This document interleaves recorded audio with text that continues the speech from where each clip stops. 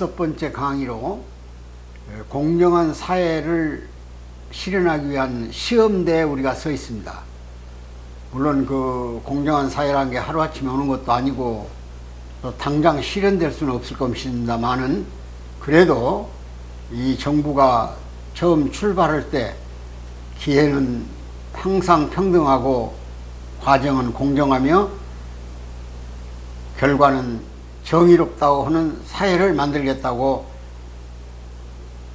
취임연설에서 설명했기 때문에 아마 그 정책 목표를 실현하기 위해서 애를 쓴 것도 알고 있습니다. 그러나 우리 사회가 이렇게 혼탁하고 정말 혼란스러울 만큼 위태로운 사회에 직면하고 보니까 과연 앞으로 한 1년 남는 기간 동안에 공정한 사회 실현을 위해서 노력해 주시면 좋겠다.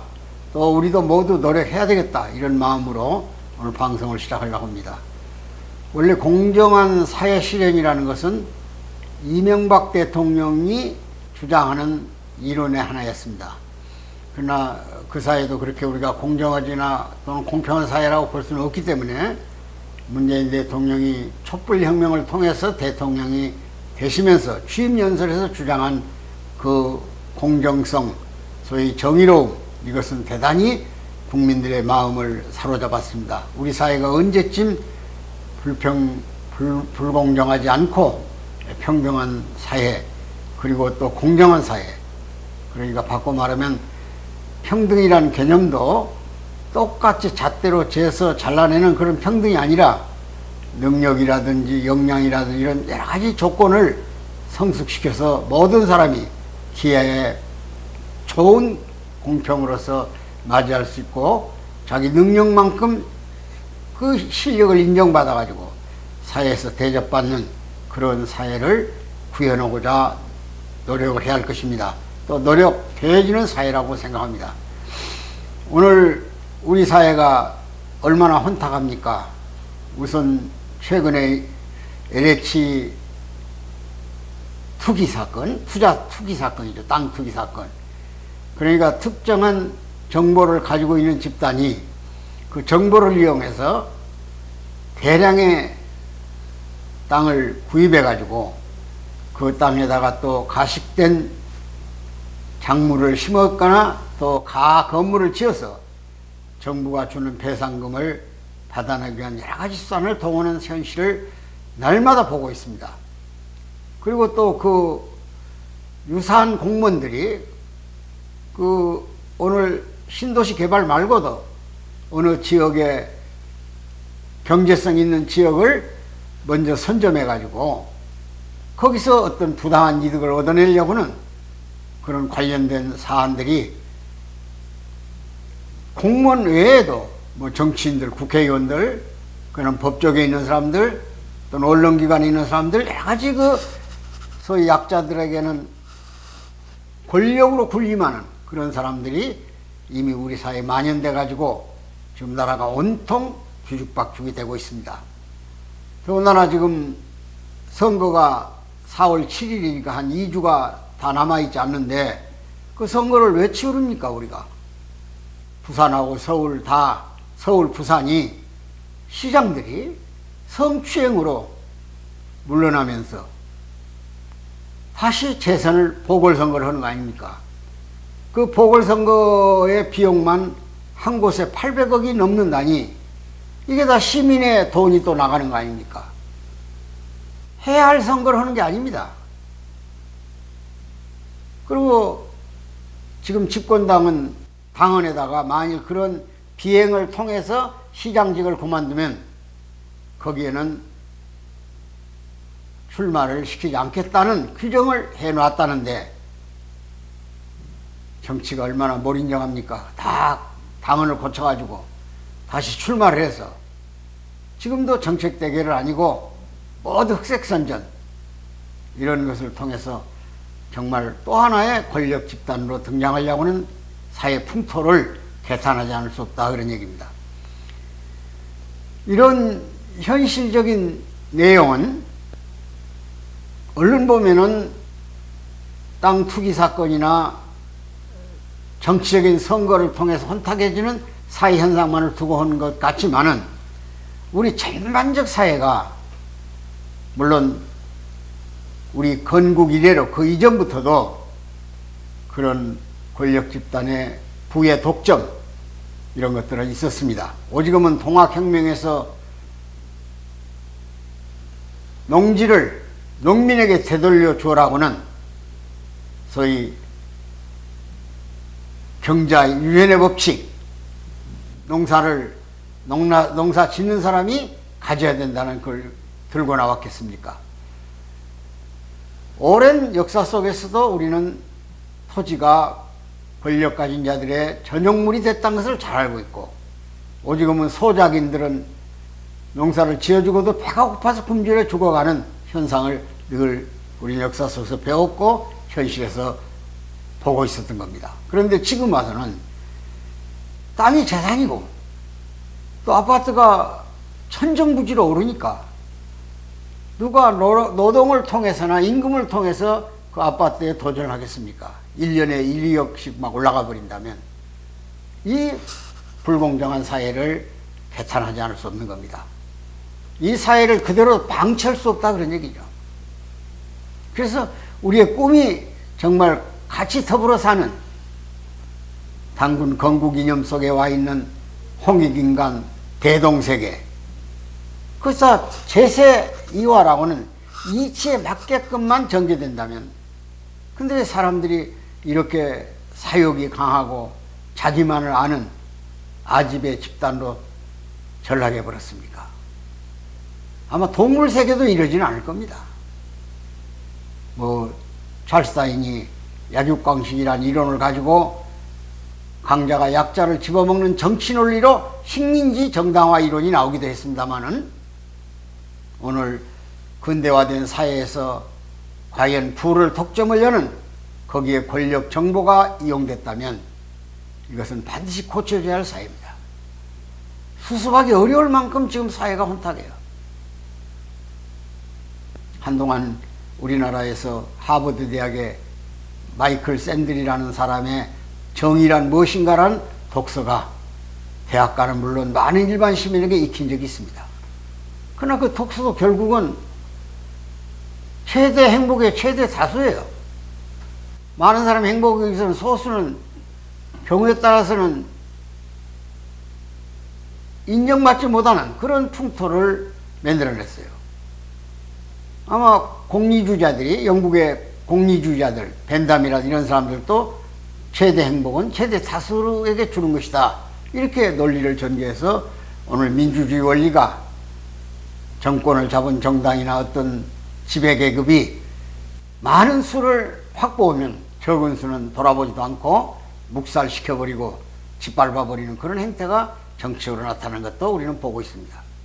여러분, 이제 다시 한번 정신을 가다듬어서 앞으로 공정사회가 어떻게 실현될 것인가. 물론 늘 희망은 있습니다. 왜? 마음속에 그런 공정사회를 그리고 있기 때문에. 응? 우리가 늘 주장하는 것이 공생, 공영, 공이라고는 소위 부지런히 일을 해서 과부족 없는 생산을 통해서 소비도 절제하고 또는 저축도 하고, 그리고 정치적으로 남의 권리를 침해하거나 인간의 존엄성을 무시하지 않고 정말 인간의 가치를 하늘처럼 생각하는 그런 공영의 정치, 그리고 신과 인간이 대등한 입장에서 대접을 받는 그런 신일체 세계가 와야겠죠. 그런 세계를 만들어내기 위해서는 인간에 내재되어 있는 도덕, 또 상호 관계 간에 지키는 질서, 그 도덕 윤리라고는 그런 규범을 우리가 실천할 때, 또 그것을 통해서 상호 배려하고 또 양보할 때 아름다운 세계가 올 수 있으니까, 어떤 면에서 오늘 사회 공정이라는 말을 하기 전에 자기부터 공정한가를, 나는 타인과의 관계에서 공정한가, 사회관계에서 공정한가, 국가의 어떤 제도나 법 속에서 공정한가, 이런 걸 늘 성찰하는 그런 풍토가 조성되지 않고는 오늘 우리 공정사의 기대는 대단히 어려운 것이 아닌가 생각합니다.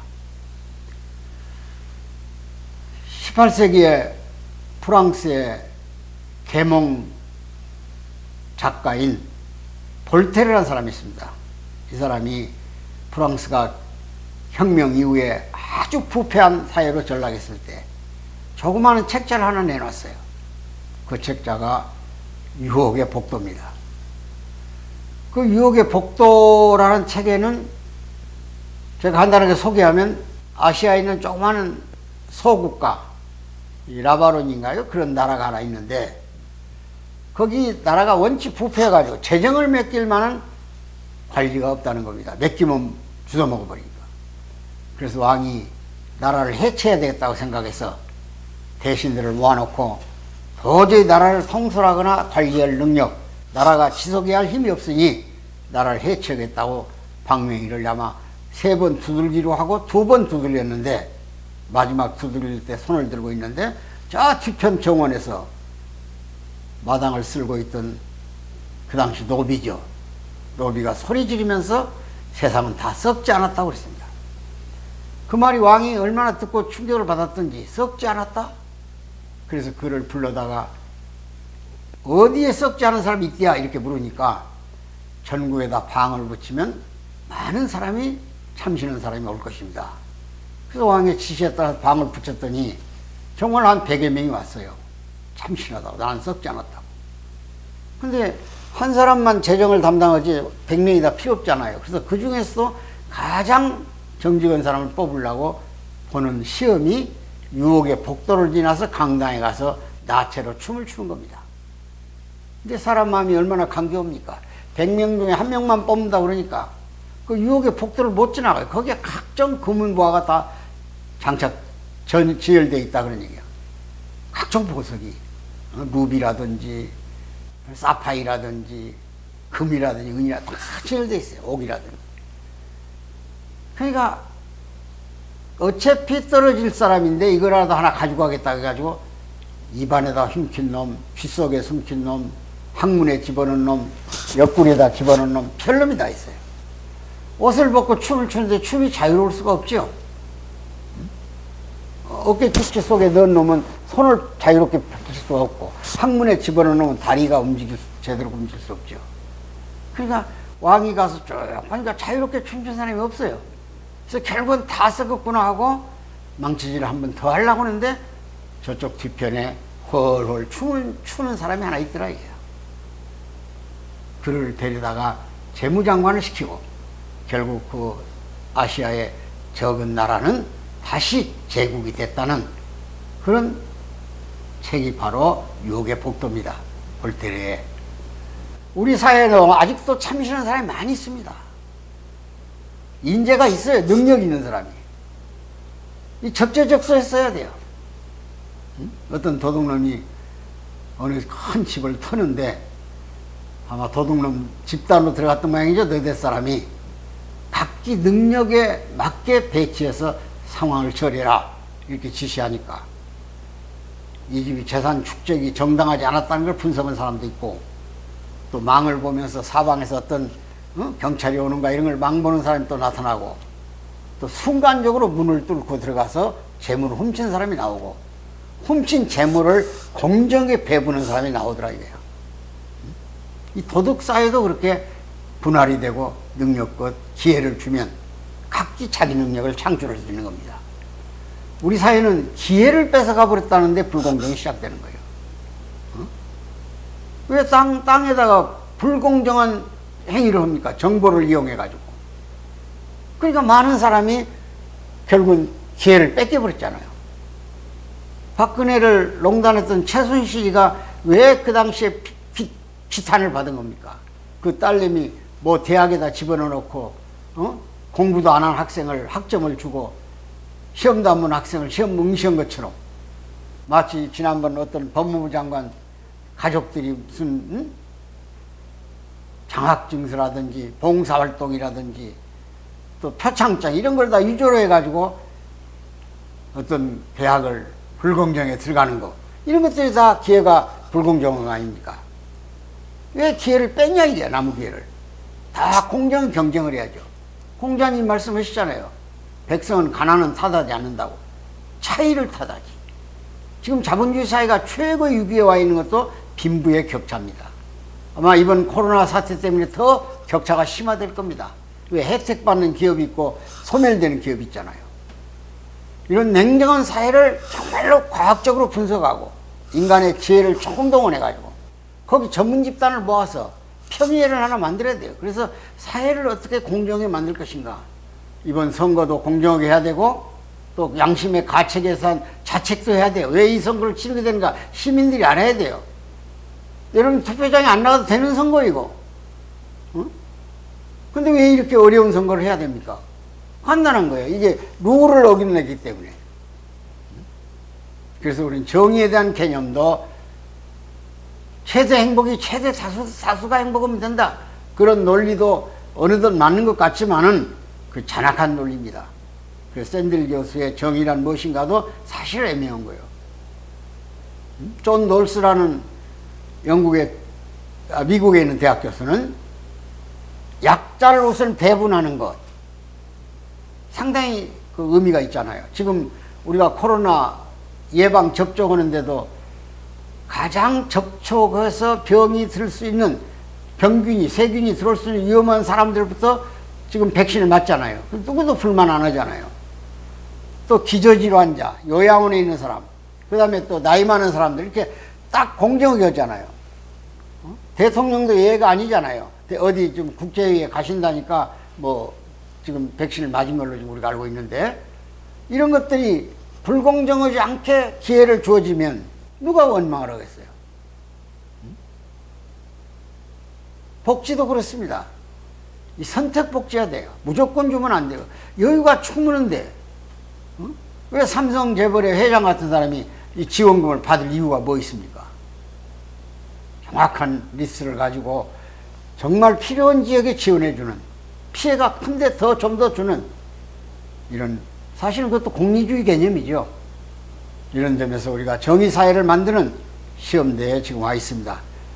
정부는 철저하게 토지 투기에 대한 근절, 아파트를 통해서 부를 얻을 수 있다고는 그런 신념체계를 무너뜨리고 땀 흘려서 일해가지고 정당하게 저축해가지고 주택에 도전하는 저 선진 싱가포르 같은 나라의 주택 정책도 연구해 볼 필요가 있습니다.